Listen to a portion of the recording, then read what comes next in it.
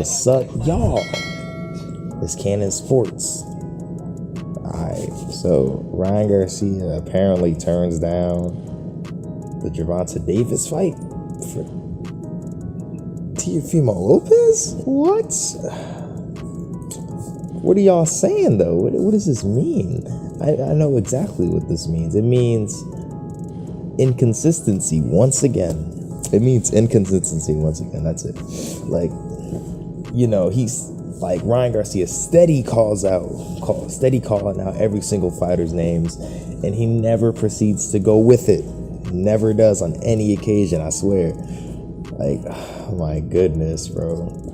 So according to Boxing News 24, Gervonta Davis versus Ryan Garcia is not happening, you know, and De La Hoya is saying that they're moving on. I'm not sure why they're moving on unless, you know, they fear for Ryan Garcia's health, but, you know, still, I mean, he could go back down to 135. He can physically go down to 135. I know it. I'm pretty sure he even said himself that he could go back down, but he just feels more comfortable at 140.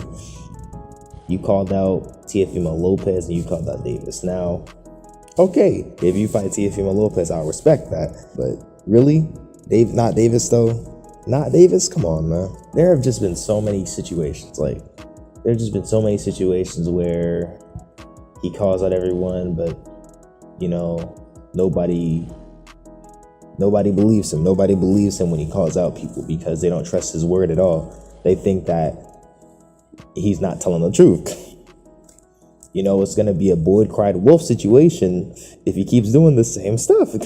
Like, come on.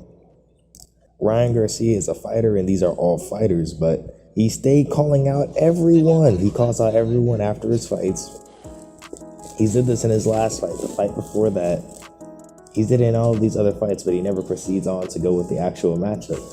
Instead, he just calls people out to promote his next fight and keep the hype going and keeping the hype train moving and moving and moving, you know. You know, even Gervonta Davis said himself, I haven't been going back and forth with Ryan because all we know, because we all know he's not a man of his word. But I do know it's a possibility of the fight happening, so I'd rather stay quiet till the deal locked. Nothing mean anything now. And you know, no truer words can be spoken by Gervonta Davis, man. Gervonta Davis ain't talking till that contract being signed. Ryan Garcia will talk his whole body and human body off before that contract is signed and act as if he's the GOAT. And people are ducking him. And it's ridiculous. Like, there are so many potential fights that could have happened with Ryan Garcia, but, you know, things just never came into place. You know, even Ryan Garcia versus Manny Pacquiao in an exhibition, I think that would have been a pretty good scrap. You know, I would have expected Ryan Garcia to get knocked out even if it was an exhibition, but, you know, still. And there was just so much anticipation for this Ryan Garcia and Davis fight, not just between Devin Haney and Gervonta Davis, but also with Davis and Ryan Garcia. You see, me personally, I have my money on Ryan Garcia to beat Gervonta Davis. I understand people would think, oh, you don't know nothing about boxing and all this other nonsense when you have just simply your own opinion. But as I observe the situation, I believe that Ryan Garcia can beat Gervonta Davis. It's just that, you know, Davis is not no Fortuna. Davis is more skilled than a Fortuna, and Davis is going to take advantage of Ryan Garcia's openings, per se. You know, simply because, like, one thing too, Ryan Garcia isn't super unorthodox to the point where it works in his benefit, in his favor, in a significant way. Like, he's no Marcos Maidana with the angles. Now, if he was like a Marcos Maidana with the angles, I could, like, see more of a potential of, you know, Ryan Garcia winning in general, you know, because being unorthodox can really help you in fights, especially against stationary opponents. Right? I mean, Davis isn't a stationary opponent, actually, no. But it's better, but it's just good because fighters are typically used to stationary opponents, not that he's a stationary opponent. Like, Davis's last fights have been against more stationary fighters. Now, I will say Rolly Romero is unorthodox. He's a very unorthodox fighter, but typically most boxers deal with more stationary fighters and and there aren't many unorthodox fighters. That's why unorthodox is called unorthodox for a reason. But I didn't see Rolly Romero as much of a super unorthodox fighter either. Like, Rolly Romero is odd looking when he fights, but he's like a really good slugger rather than just like an unorthodox opponent. He doesn't have those weird angles like a Maidana. He doesn't have he doesn't have the crazy angles like a Ricardo Mayorga or a Maidana, in my opinion. I think his punch style is pretty traditional and pretty basic. It's just that sometimes he looks unorthodox because of like, I don't know how to really explain it, but when I see him fight, he looks pretty unorthodox. It's just that he doesn't have like the craziest punches and the craziest selection of punches that you would expect from a more unorthodox fighter, in my opinion. Offensively, like an offensive unorthodox fighter.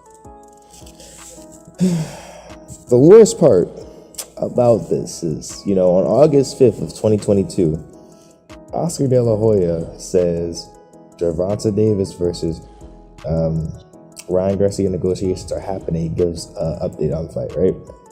But okay, this is great. This is perfect, right? At this point, right? It's absolutely great. Oh my God, that Davis boy and the Ryan Garcia boys, the fight's happening. Oh my, yes, man. Oh, I've been waiting for this for 80,000 years. And the worst part is literally 2 days later, Oscar De La Hoya talks Teofimo Lopez versus Ryan Garcia. And we'll go to T.O.'s fight.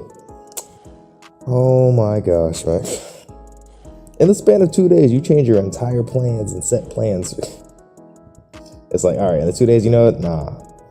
You see how ridiculous that is? That's very ridiculous. It seems as if that this Gervonta Davis thing was simply just a marketing scheme, like typically how it is for most Ryan Garcia fights to promote his next fight, I guess. But I'm not sure. I'm not sure about the direction that they're going with Ryan Garcia. I mean, they're gonna the Teofimo Lopez fight. I still respect that fight, but you were really calling out Tank as if he was ducking you and not willing to fight you, and now you're just gonna turn it down and willingly go to, another fighter after talking all of that crazy stuff. Like, what was the point? What was the point? Just to build hype and anticipation for this potential fight that may never happen? Because the boxing world is so unpredictable. Like, in the span of 2 years, so many things could happen. There could be entirely new champions. There could be a set array of so many things. Matter of fact, I remember a little thing between Ryan Garcia and, not Ryan Garcia himself, but Chavez Sr. Speaking about Ryan Garcia. And it was this. Reporter, did you the Ryan Garcia's fight last night, this past weekend? Chavez Sr. says, no, I don't watch. Bad word. Reporter, what's your opinion of Ryan? Chavez Sr. is like, very good. He's a good friend. I like him very much. He called me that night of the fight, but to be honest, I didn't watch his fight. Reporter said, he says nowadays the world titles in boxing have no substance and hold no weight. What's your opinion on that? He's effed up. Laughs. Oh, man. I mean, belts do mean stuff in boxing. I don't know why people would say that stuff. Belts literally mean so much in boxing because with belts you get paid more. It's that simple. With belts you simply just get paid more. You get more money, and if you don't get much money, well, you probably don't have a belt. Because even if you get money without fighting for belt titles, you get an additional amount of money for belts. So belts do matter. They do indeed matter. Whether people want to make excuses or not, belts are very important to the sport, and they up your value and worth. Because if you have no title and you're seen as a great fighter, you're more likely to be ducked. If you have a title, niggas, excuse my language. if you have a title, more people are gonna have to force to fight, or are gonna be like forced to fight you, whether if they like it or not. They're gonna have to step up to you and step up to the plate. If you're in high title contention, you can still somehow be avoided in the boxing world. It's ridiculous too. You can be like a top 5 as a contender and still be avoided. There have been so many instances where this has happened to people in boxing. They were in high title contention and they just never, like, they literally just like, oh my gosh, man, ridiculous, bro. And in general, now that I think about this fight, like, I hope we get at least a Ryan Garcia versus a Lopez, but I even doubt that at this point, because Ryan Garcia seems to always pull out of negotiations and claims that he wants to fight everyone when he really doesn't. It's the boy who cried wolf, man. And people are no longer going to believe him, and they're going to be sick of this stuff. But